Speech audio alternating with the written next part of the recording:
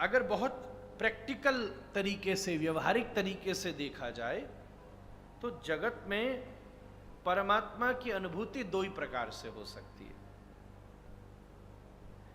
या तो बहुत स्थूल, मतलब कंसीडर हिम एज मैक्रो,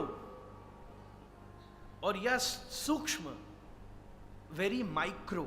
ये दो ही तो साधन है। या तो उसको मैक्रो देखा जाएगा, ये सार्वभौम सब कुछ विराट, ये भी उसके कहीं ना कहीं छोटा सा एक छेद में कोटि कोटि ब्रह्मांड है, उसमें से ये एक पृथ्वी है। This is a macro vision. और वहीं दूसरी तरफ माइक्रो, माइक्रो का अर्थ क्या हुआ? सूक्ष्मतम, सूक्ष्मतम। इसके अंदर, फिर इसके अंदर क्या, फिर इसके अंदर क्या, फिर इसके अंदर क्या, सूक्ष्मतम।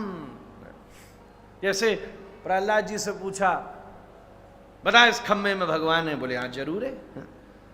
नहीं होता तो कैसे मिलता? तो दो देखने के नजरिए, पेड़ में फल था, फल में बीज था, फिर बीज में पेड़ था, और या बीज में फल है, फल में पेड़ है, पेड़ में फिर फल है। इसी को कहते, मतलब मैंने अपनी थोड़ी आधुनिक भाषा में इस बात को कहा, भागवती भाषा में तो इसको सूक्ष्म ध्यान और स्थूल ध्यान कहते हैं। पाताल में तस्य ही पादमूलम, ये फिर स्थूल ध्यान है, जहां हम तल, अतल, बितल, रसातल, महातल, जनलोक, महलोक, तपलोक, सूर्यलोक, चंद्रलोक, इन सब में भगवान के स्वरूप का अनुभव करें ध्यान की दृष्टि से, ध्यान से, समाधि में पहुंचकर। वहीं दूसरी तरफ सूक्ष्म ध्यान क्या है? भगवान के एक एक स्वरूप की सूक्ष्मता का, चरणों में इतने प्रकार के चिन्ह हैं, ऐसी ठाकुर जी की नासिका, ऐसे ठाकुर जी का मुख, इसको सूक्ष्म ध्यान।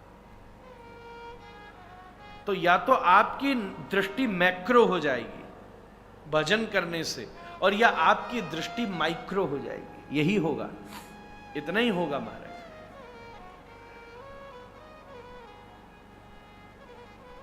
सब भगवान में दिखेगा, ये एक नजरी है। सब में भगवान दिखेगा, ये दूसरी दृष्टि है। सब भगवान में दिखे, ये मैक्रो है। सब में भगवान दिखे, ये माइक्रो है। ये सब श्री कृष्ण के ही परम अंग हैं, स्वरूप हैं। इतना ही सही तो अंतर है। ज्ञानी मायावादी कहता है ये सब मिथ्या है, मैं ब्रह्म हूं, और भक्त क्या कहता है? आप भगवान हो, आप भगवान, बिल्कुल आप भगवान। भक्त उसे नहीं कहते तो दूसरे को भक्त समझता है। ना ना ना ना ना, ना, गड़बड़ नहीं कर देना। भक्त वो है जो दूसरे को भगवान ही समझता है। आप सब भगवानों, मैं भगवान का दास हूं। ये उसका अंतर है महाराज। मैं भक्त और आप भक्त, अगर दो दो भक्त हैं तो फिर प्रतिस्पर्धा भी हो सकती है। फिर आई एम अ बेटर भक्त, you are a non, you are a neophyte, I am a bonafide. फिर तो गणित में आदमी फंसेगा ही फंसेगा, फिर तो कैलकुलेशंस होंगे होंगे, और गणित जीवन में समस्या देती देती है। वैष्णव का शुद्ध दर्शन यही है महाराज। आहा, तो सब भगवान में दिखे, और या फिर सब में भगवान दिखे। मैक्रो और माइक्रो दृष्टि है। और दूसरी बात कही, सद्यो मुक्ति और क्रम मुक्ति।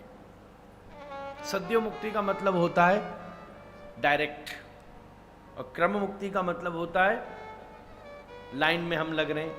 ऐसे समझिए, हमको बताया सब लोगों ने कि भैया जन्माष्टमी पर यहां कितना बड़ा उत्सव हुआ। हर बार होता ही है। हमको कल शुभम जी कह रहे थे, महाराज जी जन्माष्टमी के उत्सव की भीड़ देख के कई लोग डर के मारे नहीं आ रहे कि कहीं इतनी भीड़ वहां नहीं हो गई है जन्माष्टमी जैसी। महाराज अच्छी बात है महाराज, हाँ सबकी अपनी अपनी गणित हो सकती है। मेरी गणित तो यही है कि वो आ रहे हैं जिसको राधा रानी ने यहां बुला के बिठाया है। कथा में आप अपने आप को सेलेक्ट नहीं कर सकते। कथा तो ये किशोरी जी का अंतरंग विषय है। तो मैं क्या कह रहा था, जन्माष्टमी में बहुत भीड़ लग रही हो, अब आप आए, गाड़ी आपकी लगी, पीछे लाइन में लग रहे हो। अभी तो भव्य मंदिर बन जाएगा, अभी तो वहां ठाकुर जी अपनी छोटी कुंज में विराज रहे हैं, अब तो लाइन लगानी पड़ेगी, प्रसाद में भोग में लग रही है लाइन। तो जब हम लाइन में लग रहे, मानो हम भी आ गए जन्माष्टमी पर कभी, अब क्या करें, भीड़ में कौन जाने, हम भी लग रहे हैं। उसी समय गुजरते गुजरते हमारे श्री परम पूज्य श्री भक्ति सिद्धार्थ स्वामी महाराज की नजर पड़ गई। अरे ये पुंडरीक जी खड़े, आइए आइए आइए आइए, इधर आइए। कहां हम खड़े थे 5000 आदमी के पीछे, और कहां इनकी नजर पड़ते ये हमारा हाथ पकड़ के ले गए बिल्कुल राधा रसिक बिहारी के आगे। एक आदमी लाइन में लग के रसिक बिहारी के सामने पहुंचे, इसको कहते क्रम मुक्ति, और एक आदमी को लाइन तोड़वा करके सीधा रसिक बिहारी के सामने खड़ा कर दो, इसको कहते सद्यो मुक्ति महाराज। तो कर्म से क्रम मुक्ति मिलती है, भक्ति से सद्यो मुक्ति।